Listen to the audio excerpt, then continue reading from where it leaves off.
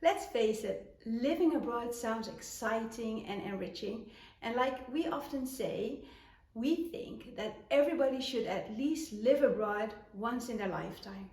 But like many things in life, while living abroad will have a positive impact on you, it also has its challenges.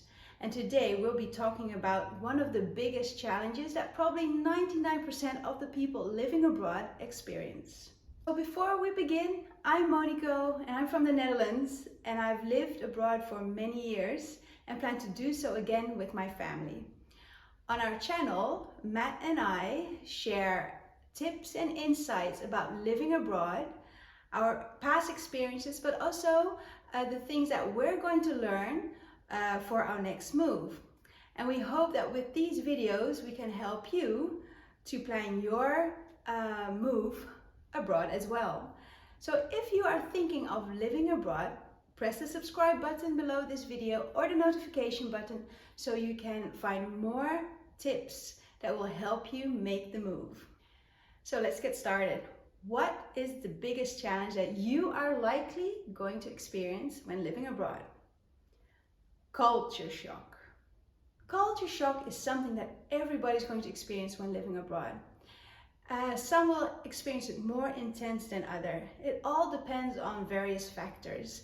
For instance, is your culture similar or totally different than the culture in the new country that you're going to be living in?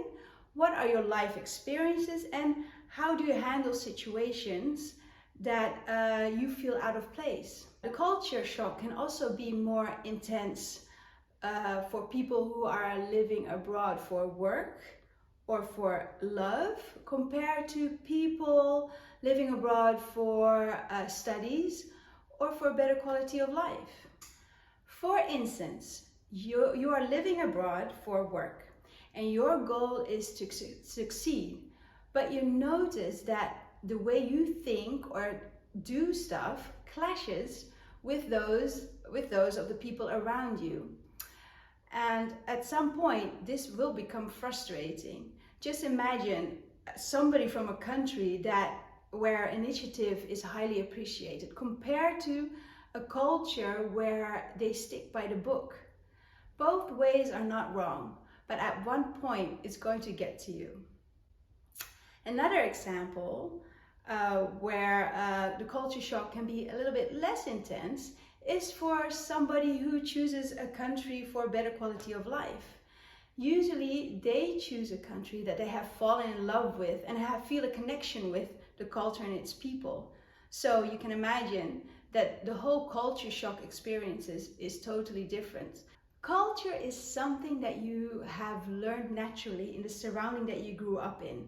And if you suddenly find yourself in a new surrounding where things that you thought were normal is suddenly out of place, then you can feel confusion and insecurity, and eventually you will probably become unhappy in your new country.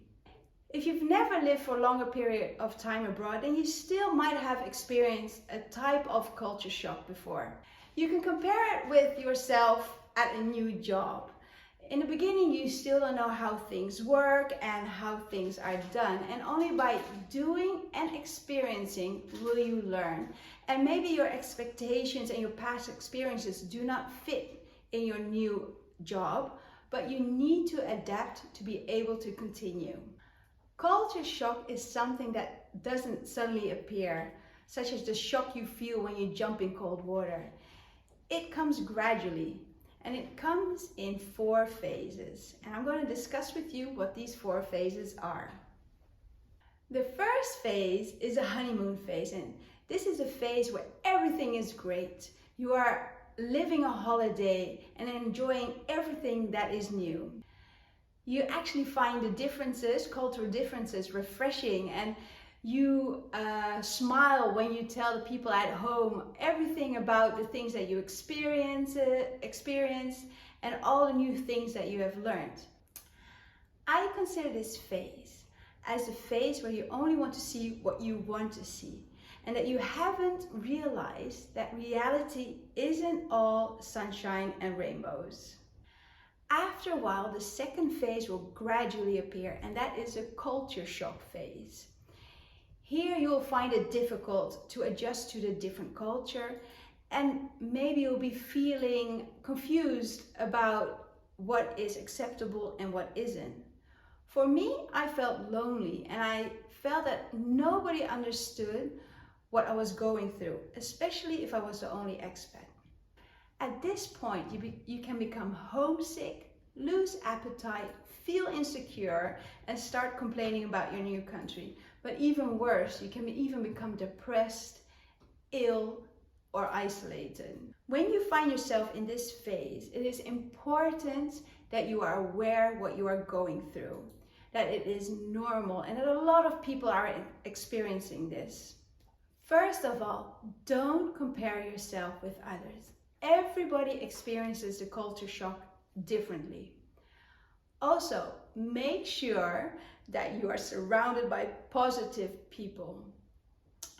Negative people will only bring you down, and they will only confirm what you are thinking and feeling, and you want to get out of this phase. So make sure you meet up with people who have passed this phase and are positive minded, and learn from them how they are enjoying their life in the country that you're living in now.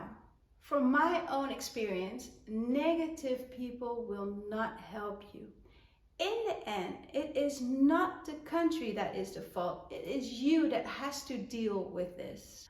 So when you find yourself past the negative mindset about the new country that you're living in, and you are dealing with all the problems that you are struggling with, then you have entered the third phase. That is the recovery phase. The recovery phase is actually the realization that you are the one that has to deal with it, and that you're going to cope with the negativity, and that you're going to grab all the opportunities that this country is offering you. So once you embrace the recovery phase and you are dealing with all the struggles that you're experiencing in your country, you will gradually fall into the last and final phase, the adjustment phase. You have succeeded in becoming confident again, and you are actually enjoying the country again and seeking new experiences and trying everything that is new. In time, you will find a balance between your own culture and the culture of the new country, in which you can combine them in a way that you will find yourself comfortable.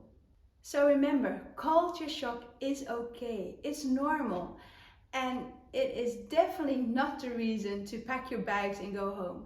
Be patient with yourself. You will gradually adjust to your new surroundings. So that's it for today. If you like this video or you learned something new, please give a thumbs up. You can also leave a comment below where you can share your ideas about culture shock or any other challenge that you think you're going to face when living abroad. I would love to read them, and maybe we can exchange ideas about this topic. So, bye for now, and hope to see you soon in one of our videos.